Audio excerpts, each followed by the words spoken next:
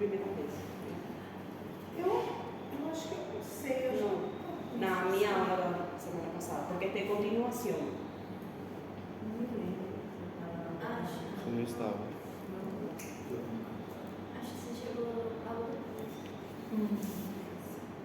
Porque empezamos a hablar todo lo que es la semiología, ¿verdad? Del sistema digestivo.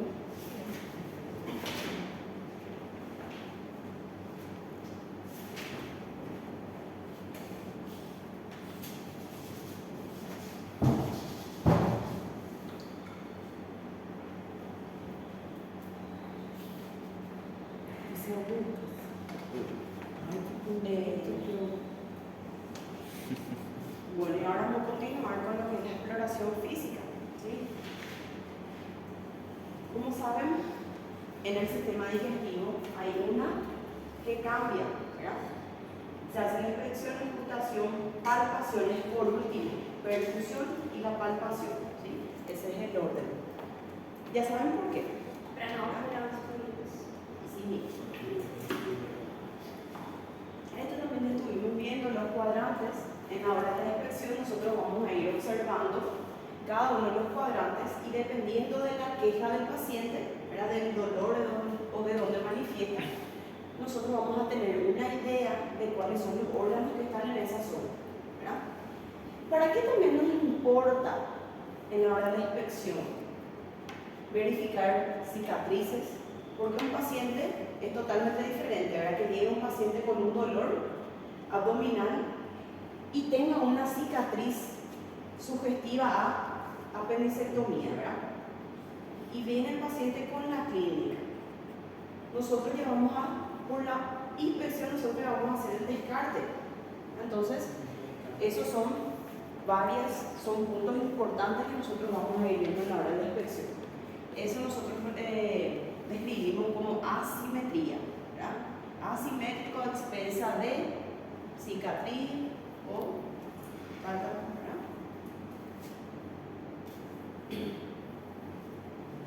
¿Cómo tiene que ser normalmente el abdomen? Generalmente va a ser plano, ¿verdad? Este es un excavado, ¿verdad? Cuando la persona es muy tumario. ¿En qué situaciones el excavado encontramos? Bien, desnutrición, anorexia en esos casos, ¿verdad? Y después está la panza del cervecero, ¿verdad? Por eso la pancita. O el abdomen globuloso, ¿verdad? Pero ahí ya puede ser a expensa de varios puntos. Uno de ellos, y es patológico, ¿sí? Uno de los que son patológicos y es diferente. Van a ver ese abdomen globuloso, ¿verdad? Se nota que hay tejido celular subcutáneo, ¿sí? Ahora aquí, ¿qué es esto? Es una asitis, subjetivo asitis, ¿verdad? ¿Por qué la diferencia? Bien, el otro día yo les explicaba a ustedes, ¿verdad? La piel fina, delgada, que es medio transparente, se nota todos los vasos sanguíneos.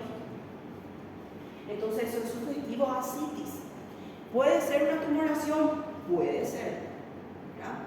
Pero por eso se hacen los estudios complementarios para confirmar o descartar cierto tipo de diagnóstico, ¿verdad?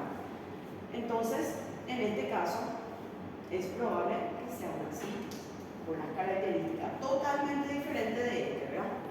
Que sea globuloso. Otro muy característico es este abdomen que tiene estrías violáceas. ¿Saben subjetivo a qué es? Cushing, síndrome de Cushing, ¿verdad? El síndrome de Cushing suele dar estos tipos de manifestaciones, ¿sí? O que é essa síndrome? Es un síndrome que vamos a ver más adelante en lo que es el sistema endocrino, el exceso, consumo excesivo de corticoides o exceso de producción de corticoides, de cortisol. Ah, excesso de cortisol. Exceso de cortisol.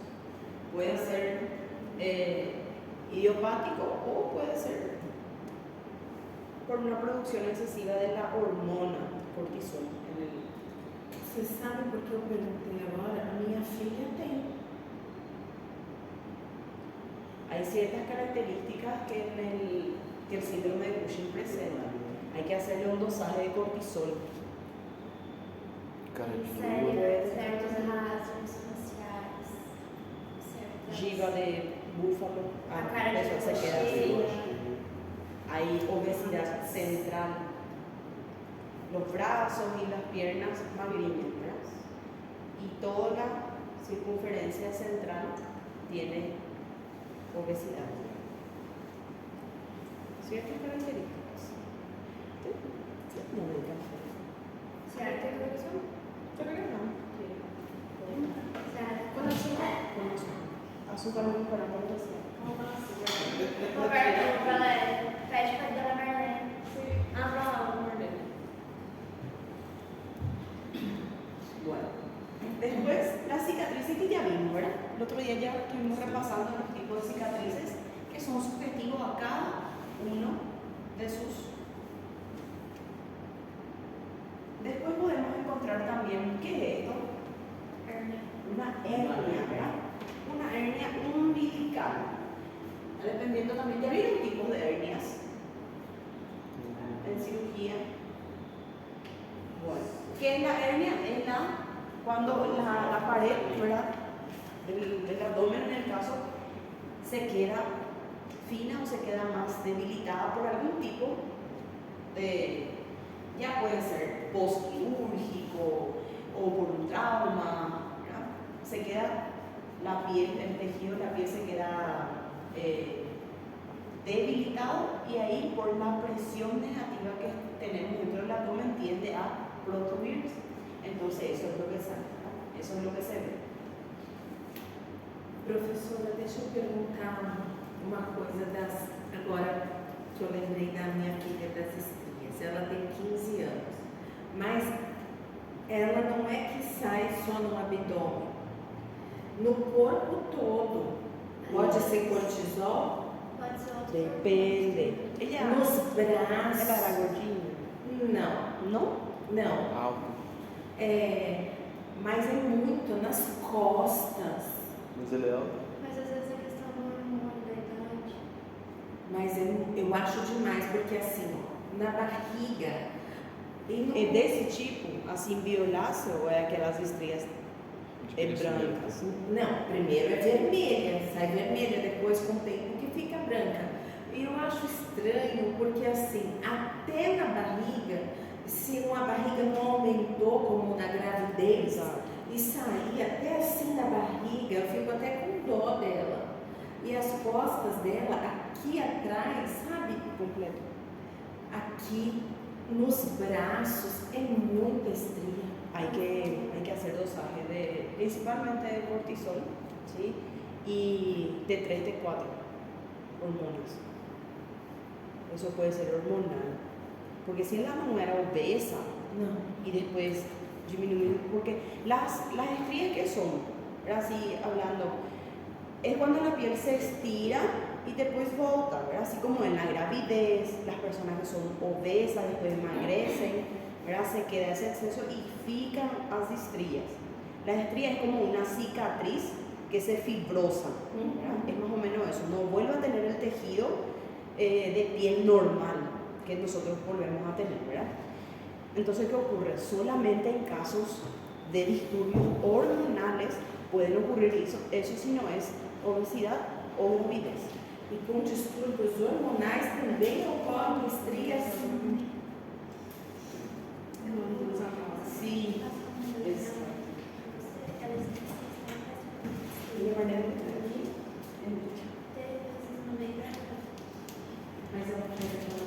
¿Cuántos años ella tiene? 15. Súper joven. ¿Sabes qué es característico de esa edad? Ovario poliquístico. Hay que ver, tener que hacer ya los estudios. Porque cuanto más va avanzando la edad, va a tener problemas psicológicos a causa de eso. Hoy en día, talvez ela é criança, tipo tiene pensamiento de... Não é tem, é moça já. Entonces, téngube, porque ese le va a traer varios trastornos psicológicos. Ela é muito vaidosa. Muito vaidosa.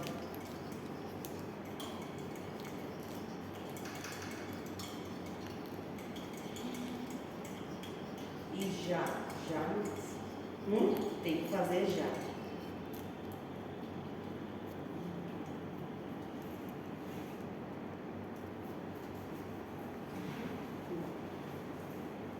En la inspección, después seguimos a lo que es la auscultación. En el abdomen tenemos que buscar sí o sí ruidos peristálticos, ¿verdad? Los ruidos hidroaéreos. Como dice su nombre, en el abdomen es aire, ¿verdad? O sea, son órganos huecos lo que tenemos. A no ser que no es hueco y donde sí o sí va a haber matidez. Matidez en el abdomen. ¿Dónde vamos a encontrar que un órgano compacto salta? En el hígado vamos a encontrar siempre matidez, ¿verdad? Después el resto tiene que ser hueco y hay. Es timpánico.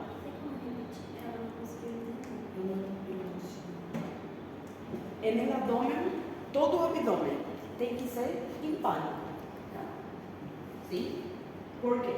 Porque hay que ser timpánico. Ah, ¿Sí? En la hora de hacer, não é nada. Não sí, tem nada. sí, excepto un órgano que es el hígado, que es mate. ¿Por qué? Porque es un órgano compuesto, ¿verdad? No tiene hueco dentro. Entonces en esa zona, ¿y dónde vamos a encontrar el hígado? ¿Dónde está el hígado? En Flanco. el cuadrante superior derecho, ¿verdad? En esa zona siempre va a ser Verdade, aquí, ¿verdad?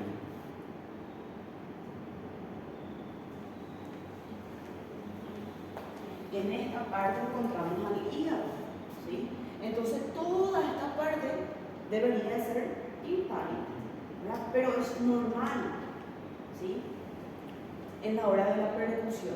Solamente en esta zona va a ser mate, normal es eso. Si encontramos de repente al contrario, hay alguna patología, ¿sí? ¿Para qué nos sirve hacer eso? Solamente saber. Si encontramos, hacemos la percusión, encontramos matidez en alguna otra zona, encontramos alguna otra zona que sea mate, va a ser subjetivo a qué?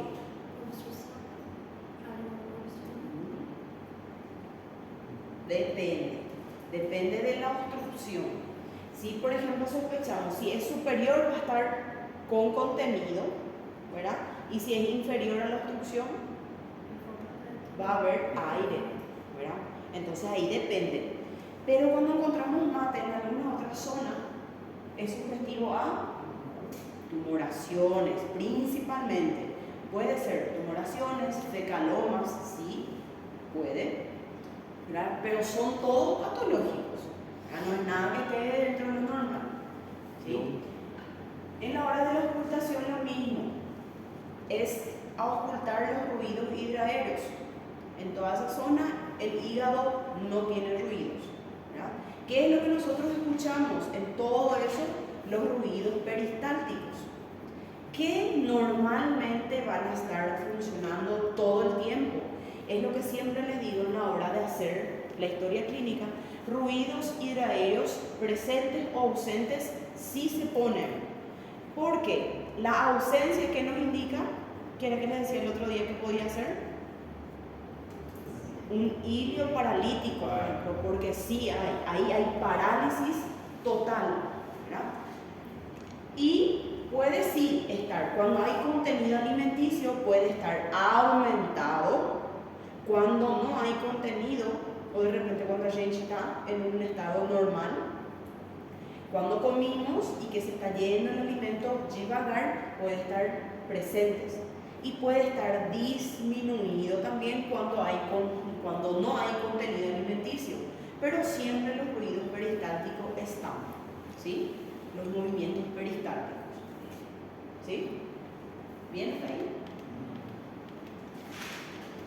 Entonces siempre van a ser presentes o ausentes, pueden estar aumentados o disminuidos. En el caso, por ejemplo, ¿cuándo va a estar aumentado? Cuando tenemos diarreas o algunos procesos, por ejemplo, parasitológicos, pueden también causar el aumento. ¿Por qué? Porque el cuerpo está tratando de expulsar eso, combatir, ¿sí? Y después, por último, vamos a tener la palpación. En semiología habrán visto, y me imagino que se van a recordar, ¿verdad?, que hay varias maniobras específicas para cada tipo de órgano, ¿verdad? Tenemos millones.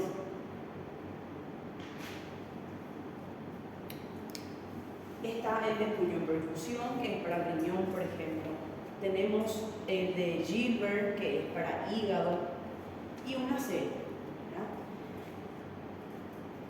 Cuando hacemos la palpación tenemos primeramente la superficial y la profunda. En la superficial, ¿qué es lo que nosotros vamos a ver? Siempre primero la superficial, después la profunda. En la superficial vamos a ver la sensibilidad, la resistencia muscular y masas superficiales. De repente vamos a estar buscando si no hay algún tipo de tumoración superficialmente, ¿sí? Después nos vamos a la palpación profunda. ¿Qué es lo que nosotros buscamos? Tocar órganos, ¿verdad? Llegar hasta el órgano, y cada maniobra es diferente para cada tipo, ¿verdad? Buscamos masas, la sensibilidad del órgano, el tamaño, la forma, la consistencia, las pulsaciones o la movilidad, ¿sí? Entonces, en la profunda es donde más nosotros vamos a tenemos que tener atención, ¿verdad? Y saber qué estamos buscando. Hay las maniobras que se hacen bimanuales y están las maniobras que se hacen monomanuales. Ali nas massas é tamanho, forma, consistência, Pulsaciones también. E mobilidade. Y la movilidad.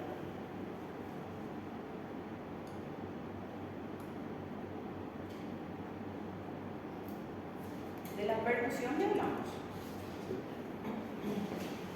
Bien.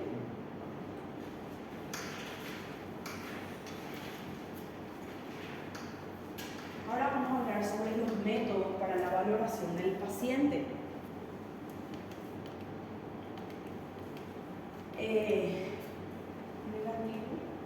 ¿Cómo se hace la valoración del abdomen? Primeramente nosotros vamos siempre a deitar al paciente, ¿verdad? No podemos hacerle parados, no podemos decirle, bueno, párate ahí, levanta ahí, examinamos. No. Es uno de los principales a la hora de examinar abdomen, deitado, siempre en decúbito, ¿sí? Algunas pruebas de laboratorio, vamos a ir hablando, son sugestivos a ciertos tipos de patologías gástricas, ¿sí? Por ejemplo, en una anemia ferropénica, ¿qué hay en anemia ferropénica? Pérdida de sangre por la mucosa. Si hay un sangrado en estómago, no va a haber una anemia ferropénica, ¿sí? No, es sugestivo, porque el hierro se absorbe en la mucosa del intestino. Entonces son ciertos tipos de características que nosotros vamos a ir viendo. ¿Está bien?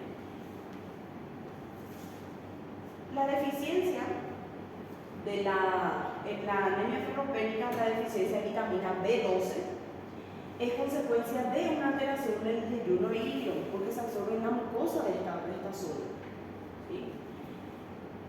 La leucocitosis, en cambio, y el aumento de la velocidad de microsedimentación y las concentraciones de PCR o proteína C reactiva son característicos de procesos inflamatorios. Ustedes saben, por ejemplo, que PCR no es específico de nada, ¿verdad? Nos indica que hay algún proceso inflamatorio, ¿verdad? Nada más. En tanto, por ejemplo, las leucopenias podemos encontrar en casos de viremias o cuadros virales. ¿Cuáles son los virus que podemos encontrar en el sistema digestivo? COVID, no, ¿verdad? Para influenza, ¿qué causa? ¿Cuáles son los virus que afectan el sistema digestivo? Los más comunes. Rotavirus, ¿sí? En el caso de rotavirus, por ejemplo, esos son los más comunes que encontramos en épocas de sequía, en cuadros, por ejemplo, de niños que están en guarderías, se van transmitiendo y también transmiten después a los adultos, por la mala higienización y todo. Qual que é o vírus que dá assim na praia, na água? En el agua generalmente puede ser rotavirus, es lo que más, sí. Rotavirus es lo que más está en el agua. Ellos no son sensibles o sea, no mueren ni al calor ni al agua. Al contrario, ellos se mantienen ahí. Y por comida puede ser rotavirus, mala higienización o salmonela, dependiendo, generalmente son bacterianos. Pero cuando es viral, rotavirus, que causa más diarrea. El vómito y la diarrea intensos que desencadenan trastornos electrolíticos, como saben, cuando tenemos cuadros de diarrea exceso que nosotros pedimos dosaje de electrolitos. También las diarreas causan trastornos ácido-básicas y el aumento de la concentración de nitrógeno ureico sanguíneo. Esos, por ejemplo, son exámenes que nosotros podemos solicitar para ver si tenemos alguna alteración por estos tipos de cuadros, diarrea, vómito. Y las enfermedades pancreático-biliares, cuando sospechamos de esos, vamos a pedir las enzimas pancreáticas, que son ¿cuáles? ¿Cuáles son las enzimas pancreáticas? Cuando sospechamos, por ejemplo, de una pancreatitis, Ah, eu fico com vergonha de GLTGP. Não sei, nada. ¿no? Tenemos dos, ¿verdad? Son diferentes, las enzimas hepáticas y las enzimas pancreáticas, ¿verdad? Cuando nosotros sospechamos de una pancreatitis, vamos a pedir dosaje de enzimas pancreáticas que son amilasa y lipasa, ¿sí? La amilasa y la lipasa van a venir alterados en un trastorno pancreático. Ahora, ¿cuáles son las enzimas que vamos a pedir cuando sospechamos de alguna hepatopatía o de alguna alteración hepática? ¿Cuáles son? GOT y GPT. ¿Ya? Esas son las enzimas que nos van a indicar que hay alguna alteración en el hígado. ¿Está bien?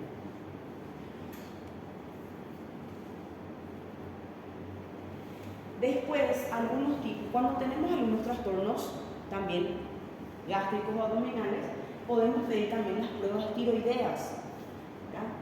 Dosaje de cortisol, las concentraciones de calcio, se solicitan para excluir síntomas del tubo digestivo de origen endocrino, principalmente cuando estos son así casos de que tenemos cuadros digestivos, pero son inespecíficos, ¿verdad? Como vimos todos los otros, pirosis, náuseas, vómitos, pueden ser por varios trastornos, ¿verdad?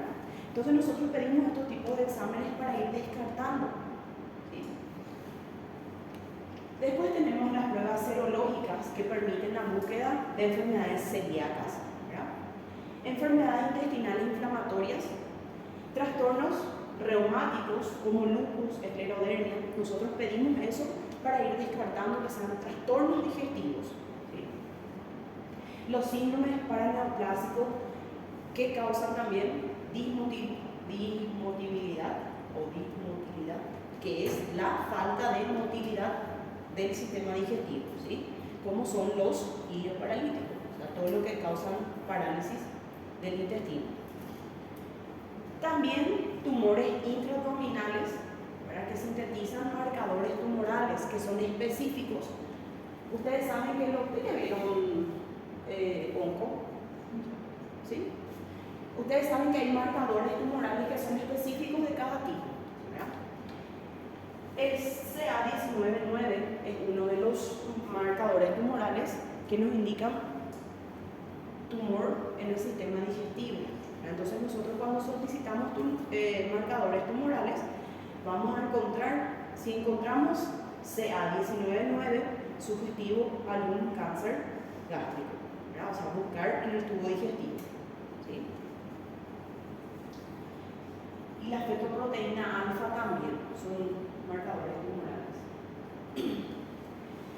Estudio del líquido acítico. Cuando nosotros hacemos la extracción del líquido para estudio, nosotros no solamente vamos a buscar cuál es el tipo de líquido, ni saber si hay o no líquido, ¿verdad? Porque no solo para eso se saca, sino que para qué, cuál es la finalidad de extracción de ese líquido. El estudio para saber si es infeccioso, neoplásico, o si hay solamente signos de hipertensión portal.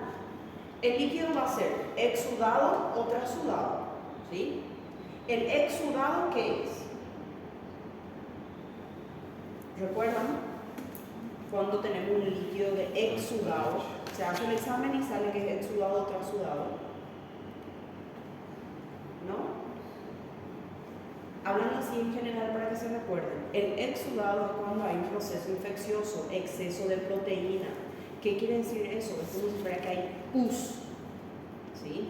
El transudado, en cambio, es aquel líquido más transparente que nos indica que hay disminución, o sea, no hay tanta proteína y no hay un proceso infeccioso, ¿verdad? O sea que el líquido puede ser por una neoplasia, puede ser por un signo de hipertensión portal, ¿sí? Esa es la diferencia. Bien. El líquido cefalorraquídeo podemos también estudiar, podemos solicitar en caso de tener vómitos en exceso. Buscamos todo tipo de causas y no encontramos. Se hace el estudio de cefalorraquídeo para descartar algún problema en el sistema nervioso central. En muestras de orina, ¿verdad? ¿Para qué nos va a ayudar? Para buscar algún tipo de tumor, carcinoides, la porfiria, puede ser infecciones por metales pesados o intoxicaciones también, ¿sí? En ese caso, orina, se verifica el contenido y ahí vamos a ir haciendo el reguero, ¿sí? El contenido luminal. ¿Qué es el contenido luminal?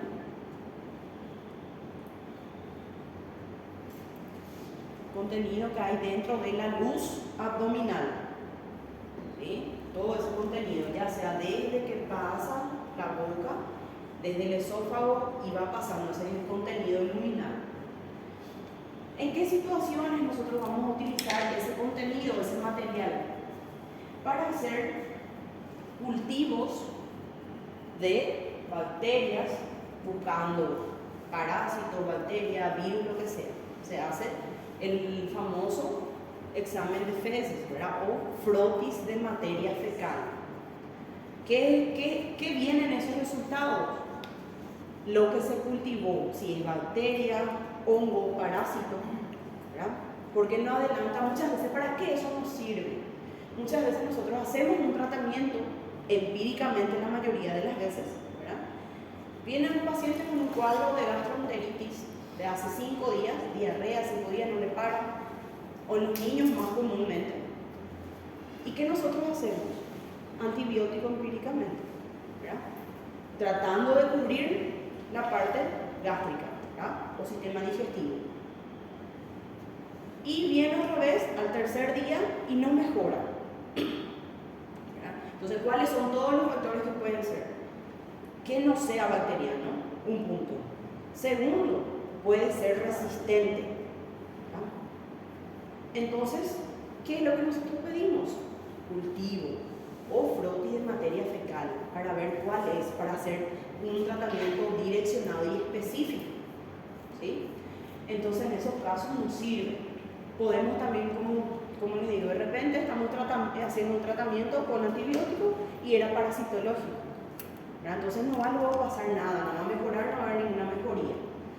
Entonces en esos casos nos sirve. El material de aspiración duodenal, eso es otro tipo, es por aspiración, ¿verdad? Se utilizan también con el mismo fin de hacer cultivo, pero en esos casos, ¿en qué situaciones se hace? Cuando nosotros hacemos, por ejemplo, flote en materia fecal negativo. Tenemos, por ejemplo, negativo, pero el paciente hace resistencia, no mejora. Entonces así ahí ya se hace el aspirado del contenido duodenal o de alguna parte del tubo digestivo, ¿sí? De repente muestra de mucosa, de la submucosa, para buscar algunos que estén ya dentro, ¿verdad? En esas situaciones se hace. No es muy común, no es tipo así que debería hacer al paciente que viene por consultorio y su primera prueba va a ser aspiración de contenido, no, en casos muy específicos, ¿sí? Características del contenido de feces también. Uno de ellos es la gordura. ¿Cómo era que se llamaba? La hora pasada les dije, grasa dentro de las feces. ¿Cómo era que se llamaba?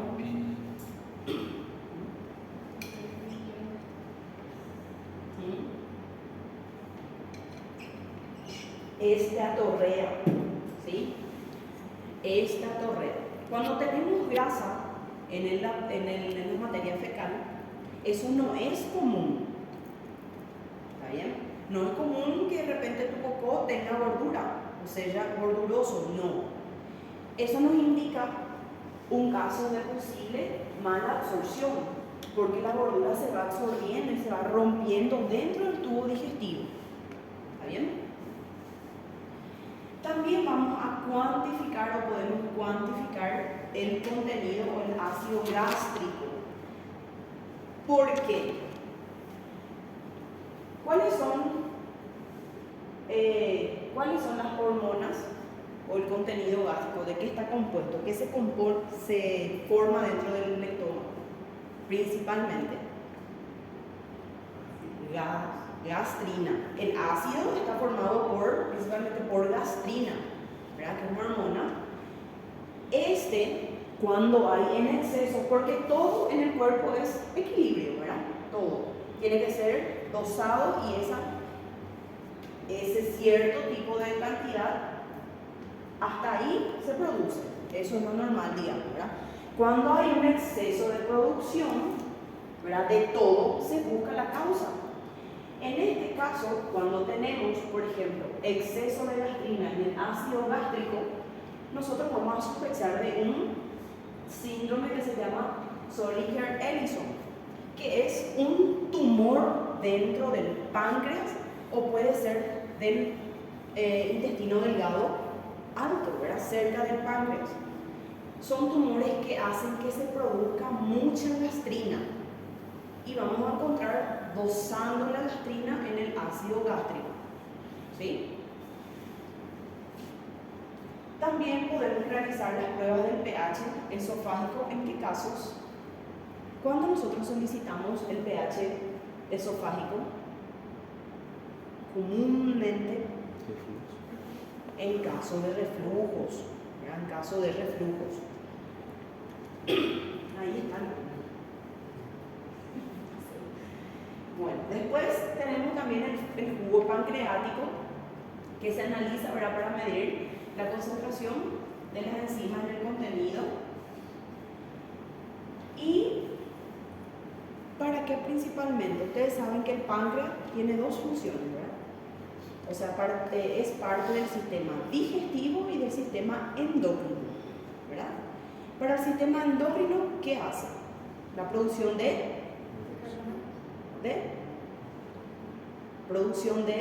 sistema endocrino, insulina y glucagón, ¿verdad? Entonces, trabaja también para el sistema endocrino produciendo esos tipos de hormonas. ¿Qué es lo que nosotros buscamos cuando retiramos el jugo pancreático? Dosar todas esas enzimas, tanto el sistema digestivo como el sistema endocrino. ¿Para qué? Para ver dónde está el problema, ¿verdad? Si es en cabeza de páncreas, está afectando al sistema digestivo. Si es en la cola del páncreas, está afectando al sistema endocrino, ¿verdad? Entonces, dependiendo de los valores o de los resultados, nosotros vamos a tener una noción del problema, ¿verdad? Después tenemos un estudio que es uno de los principales y se utiliza para confirmar patologías digestivas, es la endoscopía, ¿verdad? ¿Qué es la endoscopía? Es un por la boca, ¿sí? ¿Qué es posible? Mejorar el tubo digestivo por medio del endoscopio y con ella se puede esclarecer el diagnóstico de las causas hemorrágicas. Vamos a ir buscando si hay algunas lesiones, dolores, náuseas, vómitos, reducción de peso, alteraciones en la función intestinal y fiebre, ¿verdad? ¿Qué podemos encontrar? Colonizaciones de hongos, podemos encontrar úlceras, fiebres de origen indeterminados. Por ejemplo, nosotros tenemos un paciente con fiebre y no tenemos manifestaciones. Son estudios de último ya, tipo así, porque es invasivo. Como saben, estos estudios se tienen que hacer con anestesia en un centro quirúrgico.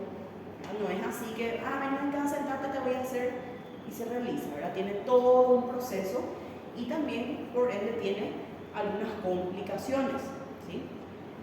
Pero es el último paso. Incluso la endoscopía se utiliza para diagnóstico y para tratamiento también, ¿verdad? Si, por ejemplo, el médico le hace la endoscopía, encuentra que hay una úlcera o una herida, ¿verdad?, ulcerosa dentro del tubo digestivo, se puede anclar, ¿verdad? Ahí también sirve como tratamiento, ¿verdad? O también se puede hacer la extracción de muestra para llevar a biopsias, ¿verdad? En esas situaciones se hacen así. Bueno, después en esto vamos a ver todos los tipos de patología que podemos encontrar con la endoscopía. Como les digo, una serie de todo lo que se puede encontrar, todo ya se puede observar, colonización de hongo, de bacterias, las bacterias más inespecíficas o más extrañas del mundo podemos encontrar a través de eso, porque se sacan la muestra y después se cultivan, ¿verdad? Es súper específico. Dependiendo también, ¿verdad?, de la zona, se van a tener. La endoscopía, como les decía, es el estudio en la zona alta, ¿verdad?, del abdomen, del tubo digestivo. Valora esófago, estómago y duodeno. Hasta ahí es donde el endoscopio va. Después, para abajo ya va a ser la colon, ¿sí? Que vamos a ver también. Que sala estamos aqui no grupo? Estão perguntando, sala 1. Y la colonoscopía, que estudia el colon y toda la porción distal del ilio hasta el recto.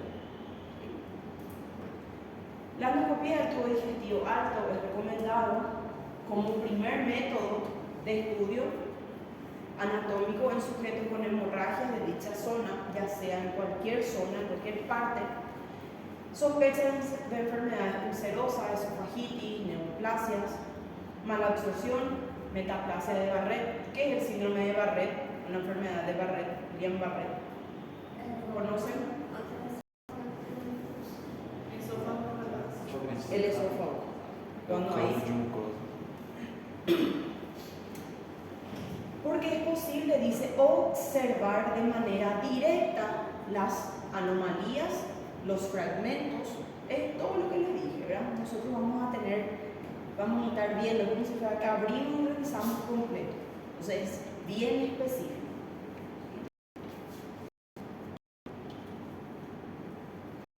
Al contrario, la colonoscopía, que es por debajo, ¿verdad? La colonoscopía es una técnica más indicada para la detección, ¿verdad?, y la vigilancia del cáncer de colon, así como el diagnóstico para colitis consecutivas, por infecciones, por isquemias, por radiaciones, enfermedades intestinales inflamatorias.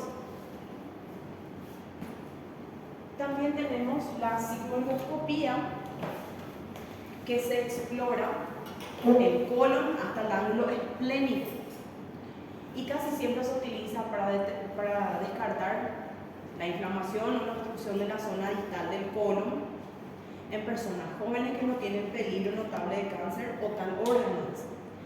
Porque este ya es un estudio que es mucho más invasivo, ¿sí? Ya llega a entrar mucho más profundo y se va hasta el sigmoides.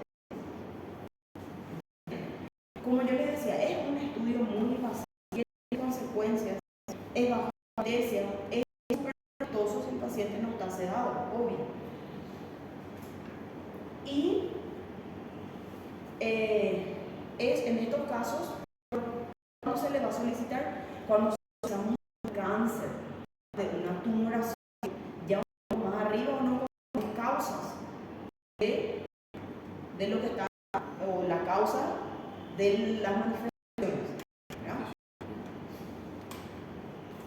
Muchas veces se piden ecografías, resonancias magnéticas, no se van encontrando, ¿verdad? No sé, o se ven en la tomografía algo sospechoso y se tiene que hacer biopsias. Eso, por ejemplo, si utilizamos este tipo de...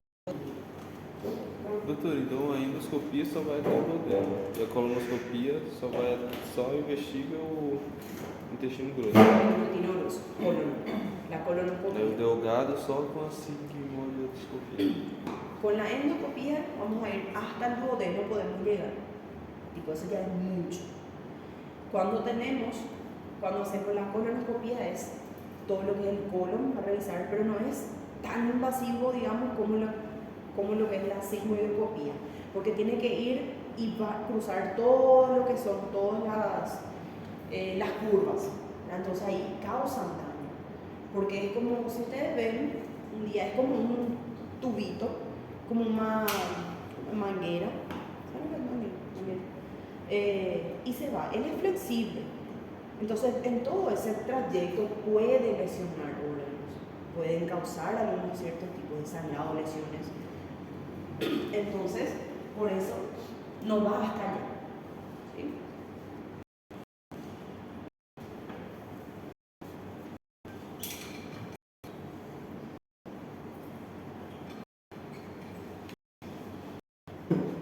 En caso de hemorragias del tubo digestivo, de déficit que originan mala absorción, puede haber también alteraciones no solamente en la mucosa, sino que algunas alteraciones arteriovenosas, existen también las vasculitis, ¿verdad?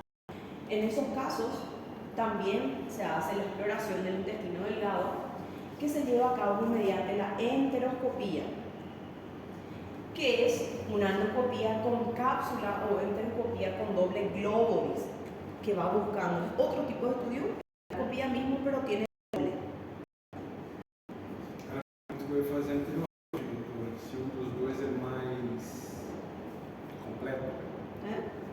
Se um dos dois é mais completo, consegue detectar, visualizar mais outras anomalias?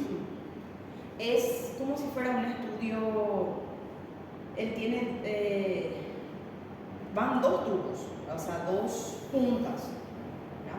Uno se utiliza, se puede, más fino, se puede visualizar lo que son las arterias, más específico, y el otro es así más grosso, es más o menos eso, ¿entiendes? La endoscopía, ¿verdad? Con cápsula, que también permite visualizar la enfermedad de Crohn en el intestino, y otros estudios también que pueden ser varionegativos, que pueden entrar dentro de lo que es o traspasar la pared, ¿verdad? Puede ya entrar dentro de lo que son los vasos. Es otro tipo de estudio que se utiliza para buscar anomalías arteriográficas, ¿sí? Es el ERCP, que se hace con contraste. Ya escucharon lo que es la tomografía con contraste, ¿verdad? Este es la arteriografía con contraste, pero de la parte abdominal solamente, ¿sí? Que es la colangiopancreatografía retrógrada endoscópica, RCP. Solamente se utiliza y se pide en caso de patologías digestivas. Se hace también para tratamiento y para diagnóstico, ambos. ¿Bien?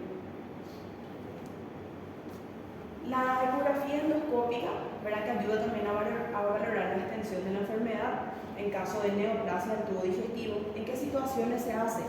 Cuando tenemos confirmado algún tumor, ¿verdad?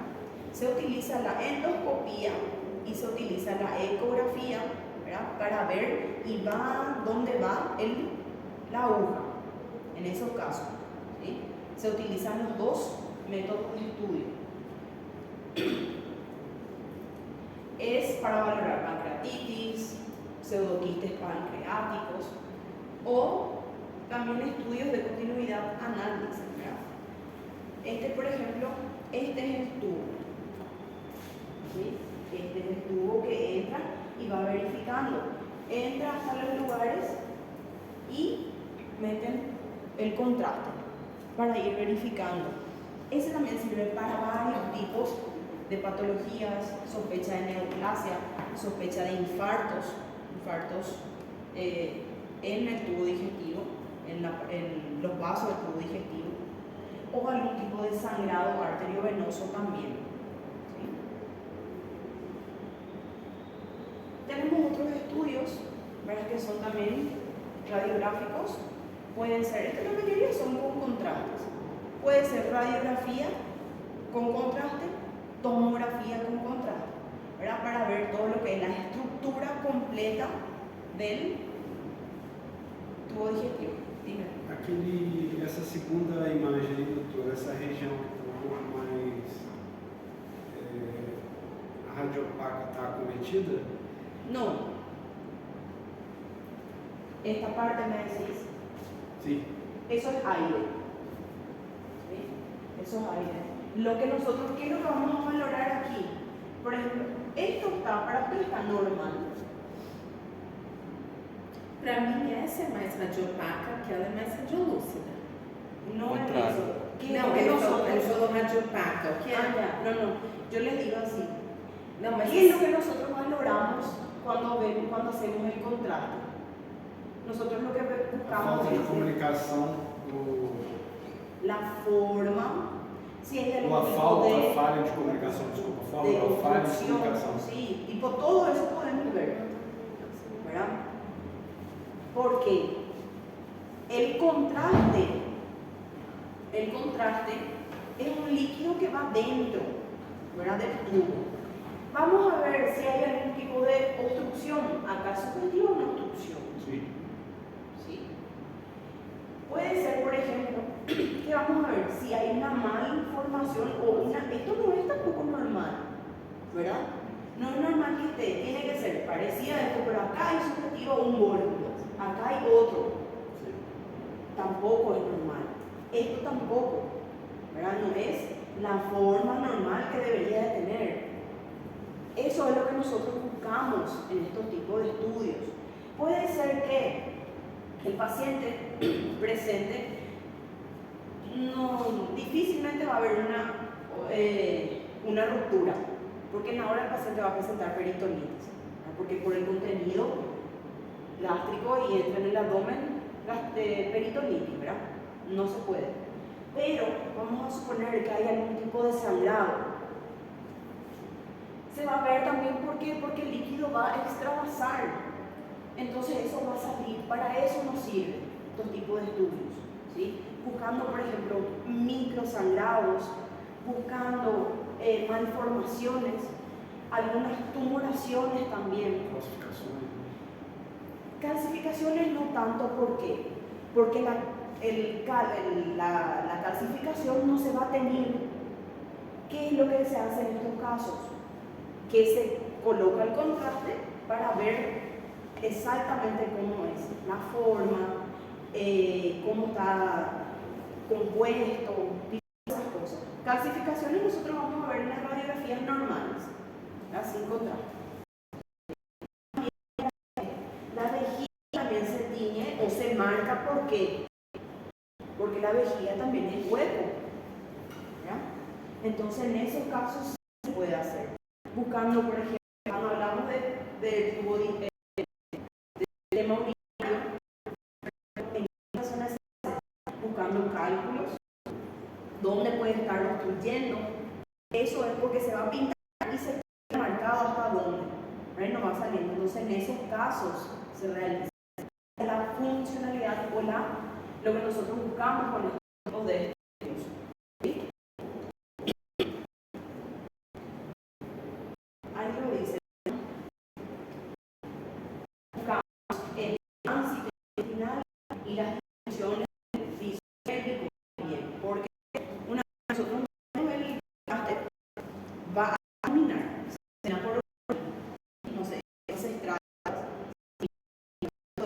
todo lo que es sistema digestivo y urinario. En estos casos, radiografías normales, ¿verdad? Con contraste también podemos ver cuando pensamos alguna esofágica. ¿Es sugestivo a qué? Cuando tenemos un estrechamiento. Súper. En esas situaciones podemos pedir para ver cómo está conformado. Este, por ejemplo, puede ser, ¿cuáles pueden ser las causas? Tumoraciones que hacen compresiones, puede ser una malformación. Idiopático o Chagas, que no tengo. Puede ser también, hay varios tipos, ¿verdad? Entonces para eso nosotros vamos a solicitar estos tipos de estudios.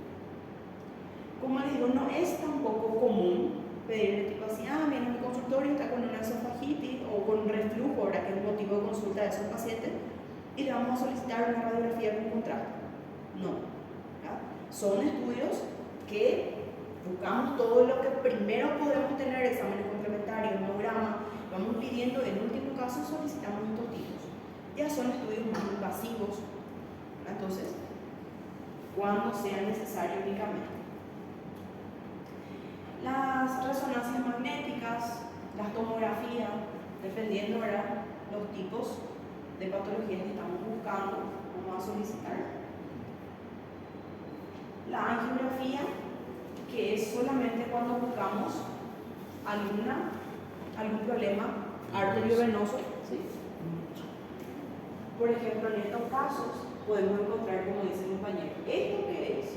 Puede ser una calcificación, puede ser una tumoración.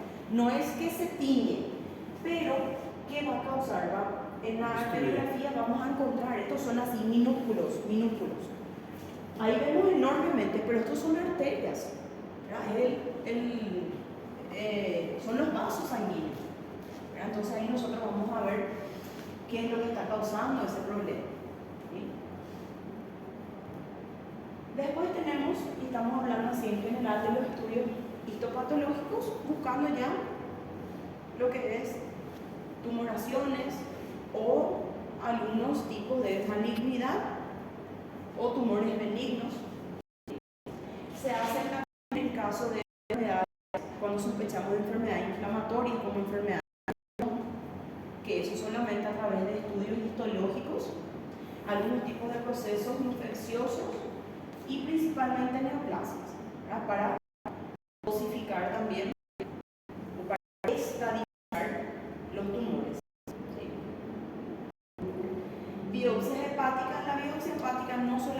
para tu muerte. En eso nosotros vamos a ver, vamos a encontrar los tipos de hepatitis cuando tenemos un paciente con una hepatitis para detectar o determinar cuál es el tipo, porque saben que hay el A, B, C, D y E, ¿verdad? Para saber cuál es el tipo de hepatitis o cuál es el tipo viral que tenemos, y para saber también si tenemos en el caso una cirrosis. Y en esos casos se utilizan las biopsias hepáticas. ¿Sí? ¿Cómo se realiza? Eu achava que as hepatites eram só 3. ¿Eh? Eu achava que as hepatites eram só 3. Tenemos cinco tipos de hepatitis. Acá en América no es común encontrar la D y la E, ¿verdad? Pero sí existen. Então tá aí a confusão, né? No es común nomás. Sim.